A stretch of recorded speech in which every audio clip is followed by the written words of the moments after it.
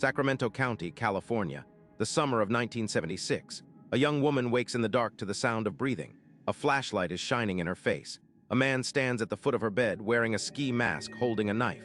He whispers in clipped, shaking syllables, almost like he is talking to himself. He ties her hands behind her back with shoelaces he brought with him. Then he sits in her kitchen and eats the food from her refrigerator.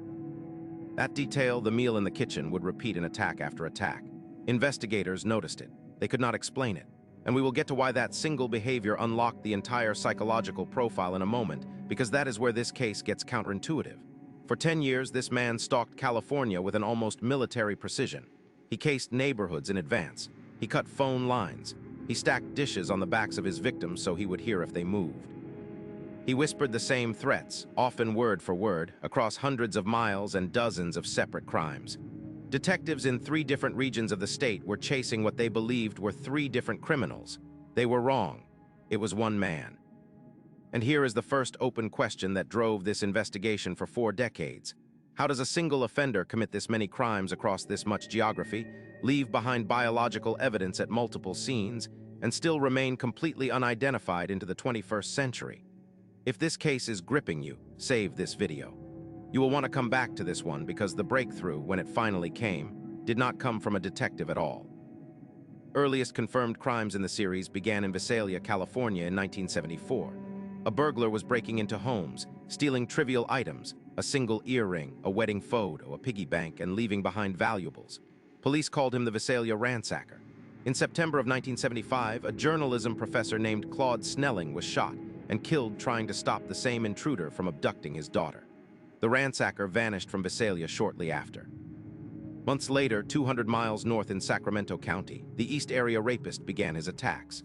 The pattern of pre-surveillance, the cut phone lines, the whispered voice, investigators in Visalia, when they finally compared notes years later, recognized the same offender. Then in 1979, the attack shifted again, this time south toward Santa Barbara, Ventura, and Orange counties. The crimes escalated to murder. Couples were targeted in their homes at night. The killer used a ligature method that left forensic experts certain this was one offender, but the connection to the northern attacks would not be made for another 20 years. In 2001, DNA evidence from a 1980 double homicide in Ventura County was finally matched to evidence from the East Area rapist attacks in Sacramento. For the first time, investigators understood the scale of what they were dealing with. The original Night Stalker and the East Area rapist were the same person, hundreds of victims, one offender, no suspect. Then in 2013, true crime writer Michelle McNamara began researching the case for a book. She gave the unknown offender a name that would stick, the Golden State Killer. McNamara died in 2016 before her book was published, and before the man she hunted was ever caught. Her work, however, pulled the case back into national attention. And that attention is what put the right investigator in the right place at the right moment. But here is what almost nobody tells you about what came next. The breakthrough did not come from a fingerprint, a witness, or a confession. It came from a website that anyone with an internet connection can access for free. By 2017, investigator Paul Holes of the Contra Costa County District Attorney's Office had spent more than 2 decades on this case. He had walked crime scenes. He had re-interviewed victims. He had cross-referenced thousands of suspects. Nothing matched. That year, he and FBI attorney Steve Kramer began exploring a new approach, one that had never been used in American law enforcement to solve a violent crime. They consulted with a retired patent attorney and genetic genealogist named Barbara Ray Venter. She had previously used the technique to help identify a Jane Doe. The principle was straightforward, but the application was revolutionary. Traditional forensic DNA matching looks for a direct hit, your suspect's profile against a profile in a criminal database like CODIS. If the offender has never been arrested and entered into the system, there is no match. The Golden State Killer had evaded that system for 40 years. Genetic genealogy works differently. Instead of looking for the offender directly, you look for his relatives, distant cousins, second cousins, third cousins, anyone who has voluntarily uploaded their DNA to a public ancestry database. Investigators uploaded the killer's crime scene DNA profile to a website called GEDmatch, an open-source platform where users share genealogy data to find lost relatives. The DNA returned distant matches. A handful of third and fourth cousins, scattered across the country, who had no idea they shared genetic markers with one of America's most wanted offenders. From those matches, genealogists began building. Family tree after family tree, traced backwards through generations to common ancestors in the early 1800s, then forward again through every descendant. The tree eventually contained more than 1,000 people. Investigators narrowed it by age, geography, physical description, and behavioral profile. The tree pointed to a former police officer living in Citrus Heights, a quiet Sacramento suburb. His name was Joseph James DeAngelo. He was 72 years old. He had been a Navy veteran. He had served as a police officer in Exeter and Auburn, California, during the exact years and in the exact regions where the crimes occurred. He had been fired from Auburn in 1979 after shoplifting a can of dog repellent and a hammer, and the attacks had escalated soon after. Investigators retrieved a discarded DNA sample from a tissue in his trash, then a second from a car door handle. Both matched. On April 24, 2018, DeAngelo was arrested in his driveway. He was the Golden State Killer. But here is the detail that haunts the investigators to this day, and the next part is where most people get this completely wrong. Joseph James DeAngelo did not fit the public mythology of a serial offender. He was not a drifter. He was not a recluse. He was a homeowner, a father, a grandfather. Neighbors described him as irritable, sometimes loud, a man who shouted at his lawn, nothing that suggested decades of violent crime. Forensic psychologists studying the case point to several patterns that, in hindsight, are now understood as classic markers. DeAngelo's law enforcement training likely gave him operational knowledge, how patrol patterns worked, how response times functioned, how to avoid leaving traceable evidence. His firing from the police force in 1979 corresponds to a documented escalation in the violence of his crimes, a pattern researchers have identified in offenders whose external identity collapses under stress. The meal in the kitchen, the trivial stolen items, the whispered threats repeated almost verbatim. These are not random. Behavioral analysts describe them as ritualistic anchors.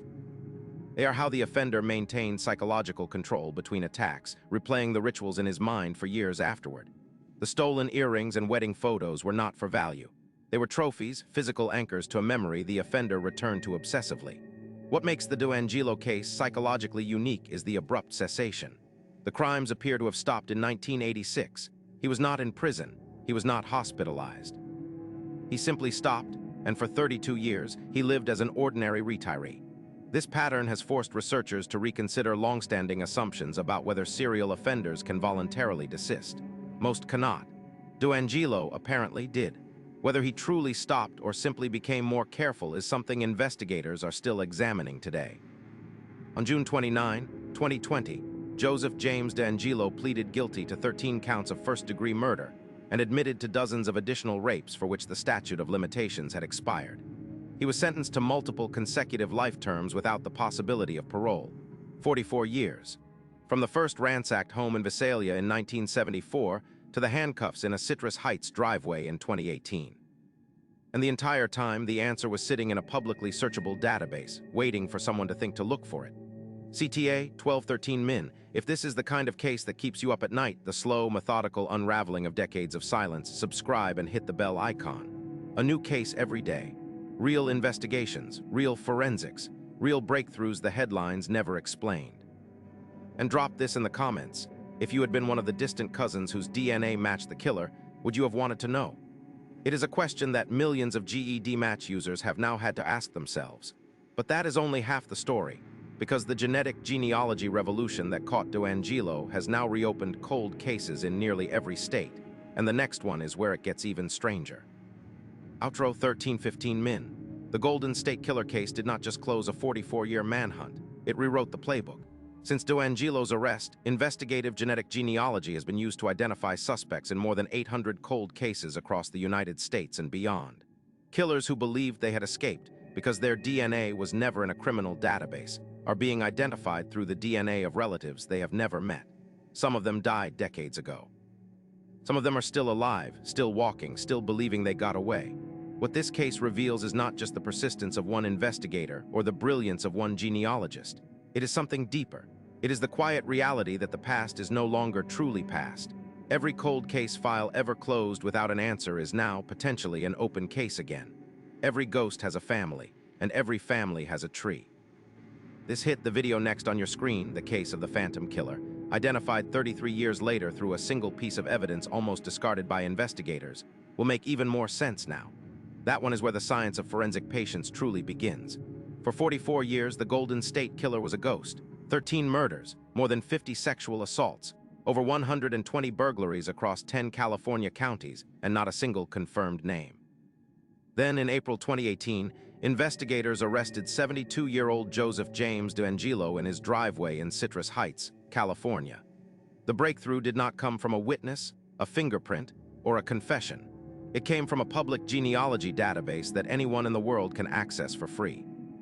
This is the full story of how investigator Paul Holes, FBI attorney Steve Kramer, and genetic genealogist Barbara Ray Venter used a technique called investigative genetic genealogy to identify one of the most prolific serial offenders in American history, and how that single case rewrote the future of cold case investigation worldwide.